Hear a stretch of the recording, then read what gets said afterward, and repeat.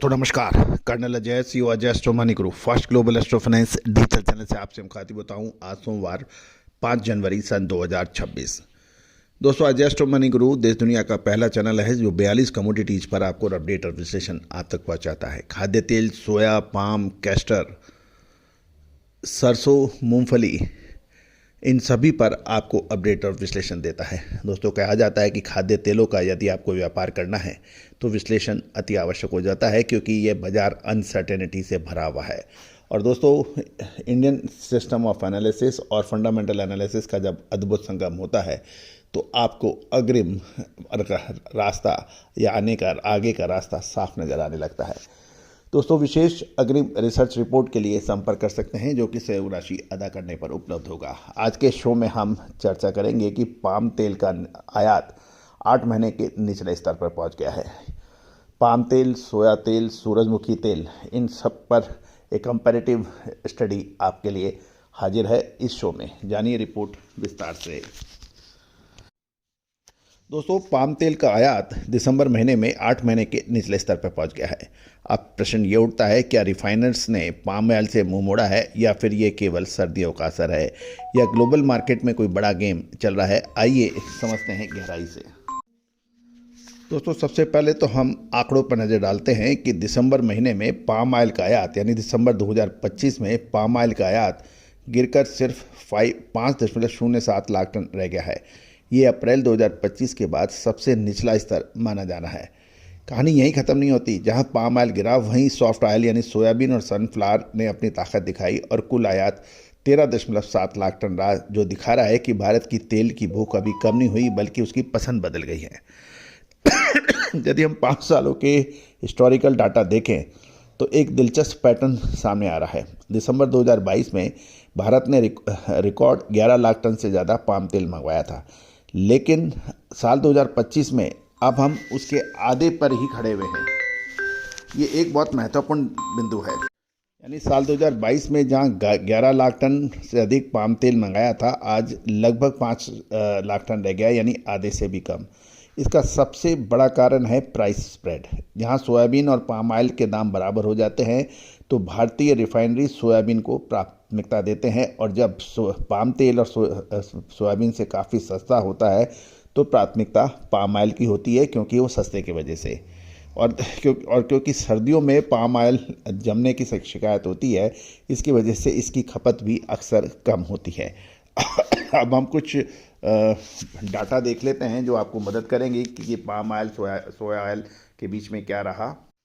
दिसंबर में यदि हम देखें तो 2025 का जो है वो 5.07 लाख टन, सोयाबीन जो है वो 4.63 लाख टन और सनफ्लावर 4 लाख टन रहा।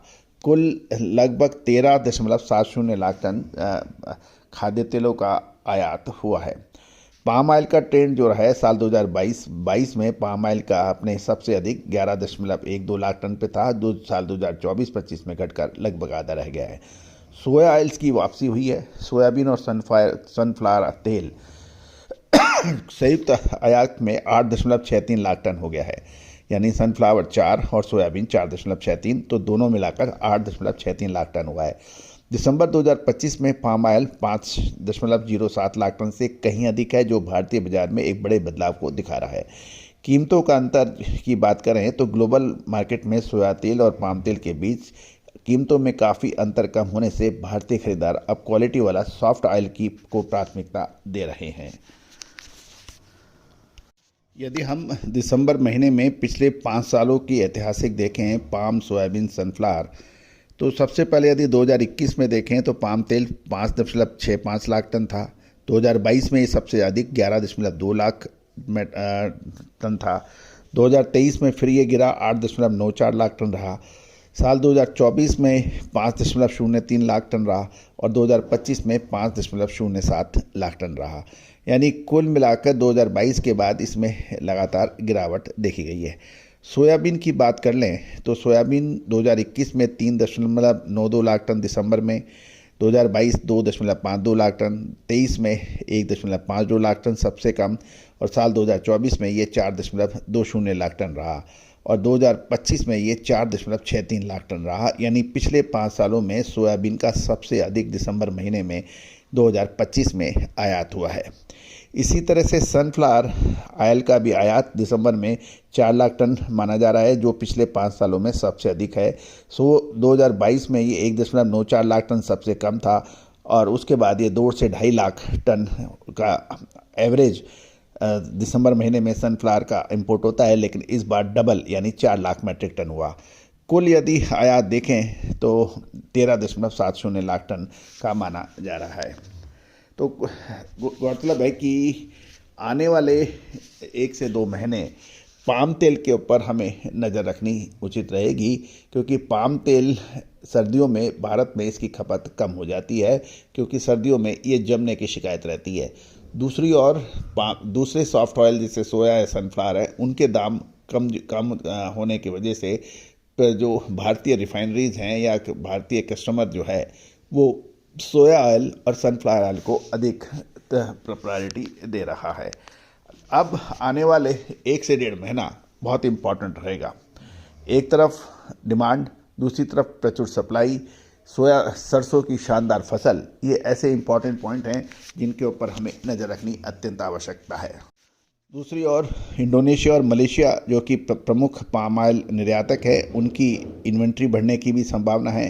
बरसा मलेशिया डेरिवेटिव एक्सचेंज के अंदर पाम ऑयल की कीमतों में अभी उतार चढ़ाव है और घरेलू बाज़ारों के अंदर भी भारतीय बाज़ारों में सोयाबीन और सनफ्लावर की अवेलेबिलिटी और खपत अधिक बेहतर रह सकती है।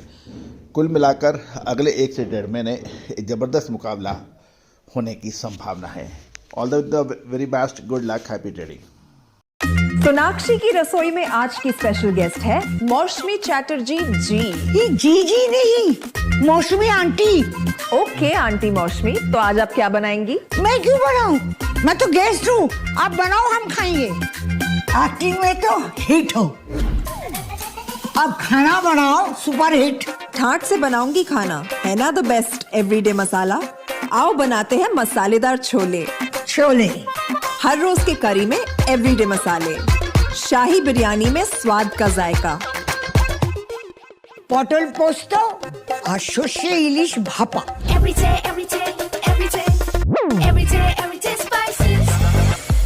साफ मसाले, खुशबू और प्योर झांझ, टेस्ट से भर दे हर जुबान पे स्वाद। एवरीडे मसाले, देश का स्वाद।